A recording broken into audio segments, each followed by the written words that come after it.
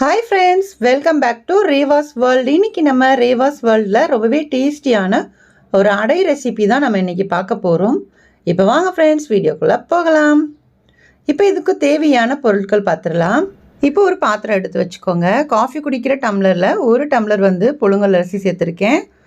ஒரு டம்ளர் பச்சரிசி, ஒரு டம்ளர் துவரம் பருப்பு, ஒரு டம்ளர் கடலை பருப்பு சேர்த்துக்கோங்க. பாசிப்பருப்பு வந்து ஒரு அரை டம்ளர் சேர்த்துக்கிட்டிங்கன்னா போதும், இந்த அளவுக்கு கரெக்டாக இருக்கும். ஒரு டம்ளர் வந்து உளுத்தம்பருப்பு சேர்த்துக்கோங்க. சேம் எல்லாமே பார்த்தீங்கன்னா சேம் குவான்டிட்டி தான் இருக்கும். நம்மளுக்கு வந்து பாசிப்பருப்பு மட்டும்தான் அரை டம்ளர் வந்து சேர்த்துக்கிறேன். ஒரு டீஸ்பூன் வெந்தயம் சேர்த்துக்கோங்க. இந்த வெந்தயம் சேர்க்குறது கண்டிப்பாக சேர்க்கணும் அடை தோசைக்கு வந்து. ஸோ அது மட்டும் மிஸ் பண்ணிடாதீங்க. நீங்கள் வந்து பாசிப்பருப்பு வந்து சேர்க்கலனாலும் ஒன்றும் பிரச்சனை இல்லை. இப்போ எல்லாத்தையும் சேர்த்துட்டு நல்லா மிக்ஸ் பண்ணிவிட்டு நல்லா வாஷ் பண்ணி தண்ணி ஊற்றி ஊற வச்சுருங்க. ஒரு 5 மணி நேரமாச்சும் குறைஞ்சது வந்து ஊறணும். ஸோ அதுக்கப்புறமா நம்ம எப்படி அரைக்கிறதுன்னு பார்த்துடலாம். இப்போ நீங்கள் கிரைண்டரில் அரைக்கிறீங்க அப்படின்னா எல்லாத்தையும் சேர்த்து போட்டு அரைச்சிக்கோங்க. நான் வந்து மிக்ஸி கப்பில் தான் அரைக்கிறேன் அப்படிங்கிறதுனால 2 இடம் அரைச்சிக்கிறேன். கொஞ்சம் காஞ்ச மிளகாய் சேர்த்துக்கோங்க. இந்த மாதிரி அரைக்கும் போது தான் நீங்கள் வந்து காஞ்ச மிளகாய் சேர்க்கணும். சப்போஸ் நீங்கள் ஊற வைக்கும் போதே கூட நீங்கள் ஊற வச்சுக்கலாம் காஞ்ச மிளகாவை. அதே மாதிரி மாவோட பதம்னு சொன்னால் இந்த மாதிரி தான் இருக்கணும். ரொம்ப நைஸாக வந்து அடை தோசைக்கு வந்து அரைக்கக்கூடாது. இந்த மாதிரி தான் அரைச்சிக்கணும். இப்போ நான் காட்டினது பார்த்துருப்பீங்கன்னு நினைக்கிறேன். மறுபடியும் இதை வந்து ஒரு மூடி போட்டு வச்சுறேன். சில பேர் வந்து இந்த அடை தோசைக்கு உடனே சுட்டுருவாங்க. ஸோ நான் வந்து ஒரு 1 மணி நேரமாவது நான் ஊற வச்சுப்பேன். இப்போ இதுக்கு தேவையான பொருட்கள்னு பார்த்தீங்கன்னா நம்ம வந்து தாளிக்கிறதுக்கு வெங்காயம், பச்சை மிளகாய், இஞ்சி, கருவேப்பிலை இதெல்லாம் வந்து கொஞ்சம் நறுக்கி வச்சுருக்கேன். இப்போ நான் வந்து சாப்பரில் கட் பண்ண போகிறேன் அப்படிங்கிறதுனால வெங்காயம்லாம் கொஞ்சம் பெரிய சைஸாக வந்து கட் பண்ணியிருக்கேன். சப்போஸ் நீங்கள் வந்து கத்தியில் தான் கட் பண்ணுறீங்க அப்படின்னா நல்லா பொடிசாக எல்லாத்தையுமே கட் பண்ணிக்கோங்க. வெங்காயம், பச்சை மிளகாய், இஞ்சி, கருவேப்பிலை எல்லாத்தையுமே வந்து நல்லா பொடிசாக கட் பண்ணிக்கோங்க. அப்போ தான் தோசை வந்து சுடும்போது அடை தோசை சுடும்போது உங்களுக்கு அப்போ தான் நல்லா வரும். ஸோ நான் வந்து சாப்பரில் கட் பண்ணுறேன் அப்படிங்கிறதுனால கொஞ்சம் பெரிய சைஸாக கட் பண்ணிவிட்டு இப்போ பார்த்தீங்கன்னா உங்களுக்கு காமிக்கிறேன். நான் சாப் பண்ணிவிட்டு உங்களுக்கு காமிக்கிறேன். இந்த மாதிரி ஒரு சாப்பர் வச்சுக்கிட்டிங்க அப்படின்னா உங்களுக்கு ரொம்பவே ஹெல்ப்ஃபுல்லாக இருக்கும். கண்டிப்பாக நீங்கள் வந்து ஒரு சாப்பர் வந்து பார்த்திங்கன்னா இது வந்து 150 ரூபா அந்த மாதிரி தான் இருக்கும். ஸோ உங்களுக்கு ரொம்பவே இது வந்து ஹெல்ப் பண்ணும்.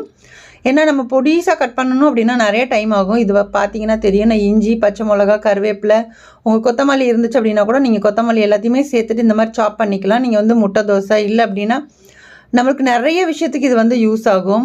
இப்போ நான் கேரட் கூட பார்த்தீங்கன்னா கொஞ்சமாக கட் பண்ணி சேர்த்துருந்தேன். ஸோ அதுவுமே நல்ல பொடிசாக வந்திருக்கு. ஸோ உங்களுக்கு யூஸ்ஃபுல்லாக இருக்கும். கண்டிப்பாக ஒரு சாப்பர் வாங்கி யூஸ் பண்ணிக்கோங்க. இப்போ எல்லாமே நம்ம கட் பண்ணி ரெடியாக வச்சுருக்கோம். மாவு பார்த்தீங்கன்னா நான் கொஞ்சமாக எடுத்துக்கிறேன். எல்லா மாவையும் நான் வந்து மிக்ஸ் பண்ணிவிட்டு நம்ம ஃப்ரிட்ஜில் வச்சோம் அப்படின்னா சீக்கிரமாக புளிப்பாயிடும். ஸோ அதனால் நமக்கு எவ்வளோ தேவையோ அந்த அளவுக்கு மாவு வந்து நான் எடுத்துக்கிறேன். இப்போ வெங்காயம்லாம் வதக்கணும் இல்லையா, அதுக்காக ஒரு பேனில் கொஞ்சமாக எண்ணெய் சேர்த்துக்கோங்க. சப்போஸ் நல்லெண்ணெய் இருந்துச்சு அப்படின்னா நல்லெண்ணெய் சேர்த்துக்கோங்க. அது இன்னும் நல்ல டேஸ்ட் கொடுக்கும். கடுகு, உளுத்தம்பருப்பு சேர்த்துக்கிறேன். கடுகு, உளுத்தம்பருப்பு கொஞ்சம் பொரிஞ்சதுக்கப்புறமா நம்ம கட் பண்ணி வச்சுருக்குறோம் இல்லையா வெங்காயத்தை எல்லாத்தையுமே வந்து சேர்த்துக்குவோம். இதில்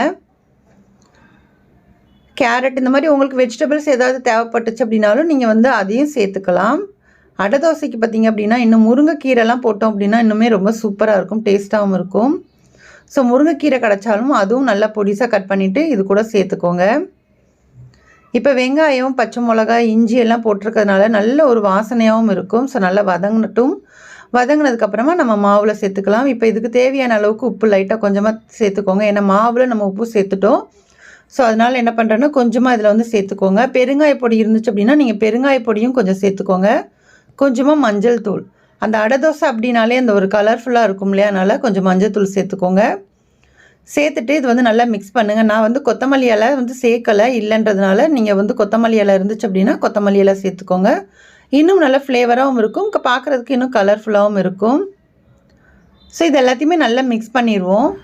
அவ்வளோதான். இப்போ வெங்காயம் நல்லா வதங்கிருச்சு. இப்போ வந்து மாவில் சேர்த்துடலாம். மாவில் சேர்த்துட்டு நல்லா மிக்ஸ் பண்ணி வச்சுருங்க.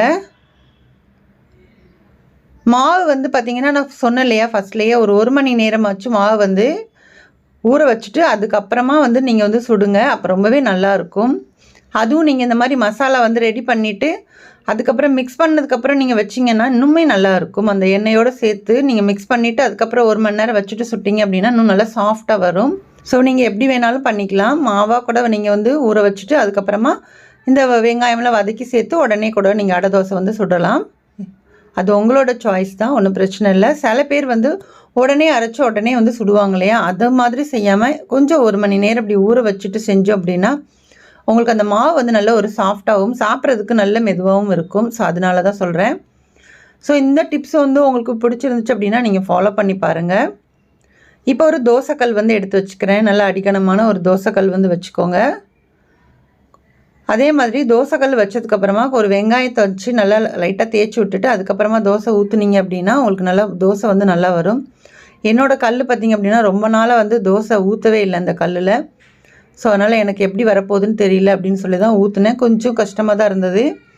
ஸோ அதனால் கொஞ்சமாக எண்ணெய் தடவிட்டு நல்ல வெங்காயம் வச்சு தேய்ச்சி விட்டுருந்தேன். தேய்ச்சி விட்டதுக்கப்புறமா மாவு ஊற்றிக்கோங்க.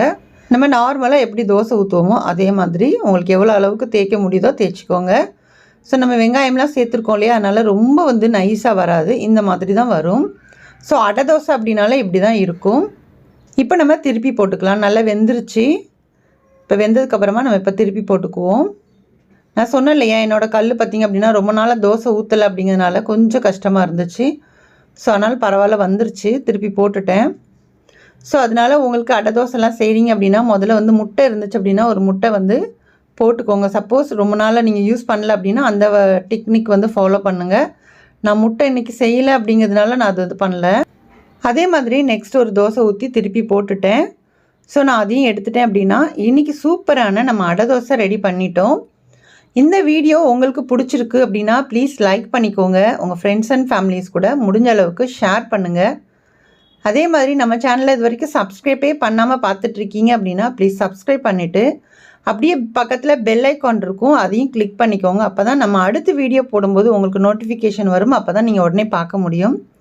நெக்ஸ்ட் ஒரு இன்ட்ரெஸ்டிங்கான வீடியோவோட மீண்டும் உங்களை வந்து சந்திக்கிறேன். பாய். தேங்க்ஸ் ஃபார் வாட்சிங்.